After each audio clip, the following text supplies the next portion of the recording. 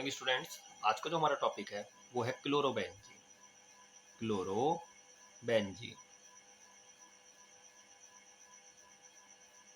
अगर हम क्लोरोबेंजीन की बात करें, किसकी बात करें, क्लोरोबेंजीन की करें, तो क्लोरोबेंजीन क्या होता है? जब हमारे पास कोई बेंजीन रिंग होती है और बेंजीन रिंग पे हमारा Cl लगा होता है। क्या लगा होता है? Cl लगा होता है, क्लोरोबेंजीन।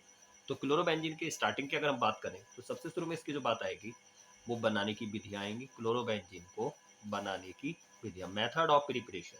तो क्लोरोबेंजीन को बनाने की अगर विधियां की बात करें तो सबसे शुरू का जो इसका इंपॉर्टेंट मेथड होता है वो आपका होता है, जो सबसे ज्यादा प्रयोगशाला में भी बनाई जाती है, सैंडमेयर अभिक्रिया।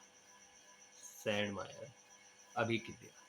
तो अगर हम सैंडमेयर अभिक्रिया की बात करें तो सैंडमेयर अभिक्रिया में क्या होता है कि इसमें, ये मैंने नाम अभिक्रियाओं में भी आपको करा दी है। तो सैंडमेयर अभिक्रिया में क्या होता था कि इसमें हम बेंजीन डाइअज़ोनियम क्लोराइड लेते हैं।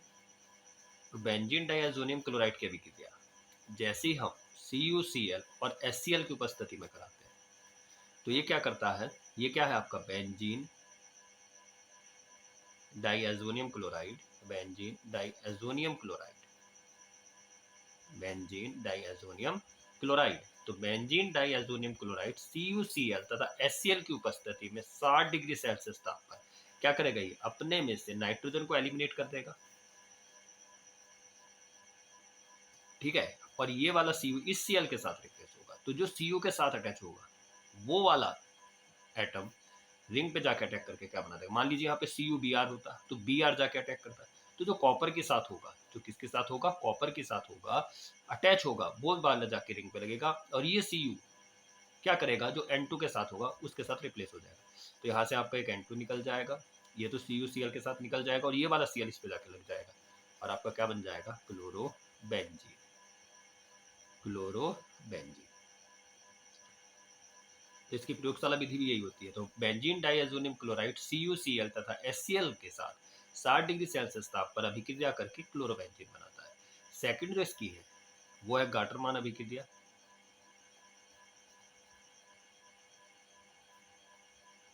गाटरमान अभिक्रिया।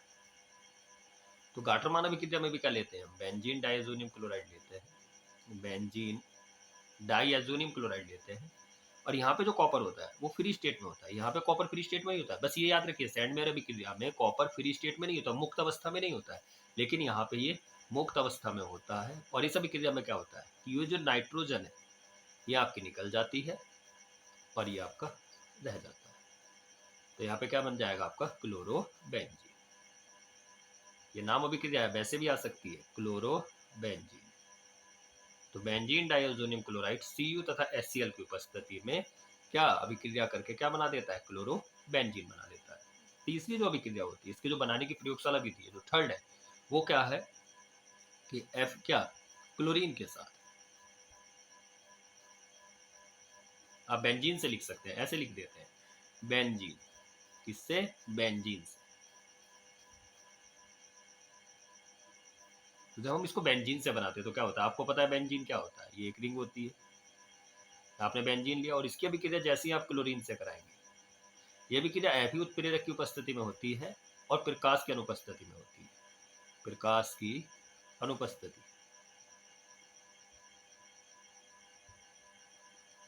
अनुपस्थिति में होती है, प्रकाश की अनुपस्थिति में होती है। तो जब बेंजीन, ये क्या है आपका बेंजीन, तो जब बेंजीन क्लोरीन के साथ Fe की उपस्थिति में प्रकाश की अनुपस्थिति में क्रिया करता है, अब हर कार्बन क्या रखता है अपने साथ, H अटैच करता है, तो ये H इस Cl के साथ यहाँ से क्या रिप्लेस करेगा, आपका HCl निकल जाएगा और जो सिंगल क्लोरीन एटम बचा ये किस पे जाके अटैक करेगा, इस बेंजीन पर।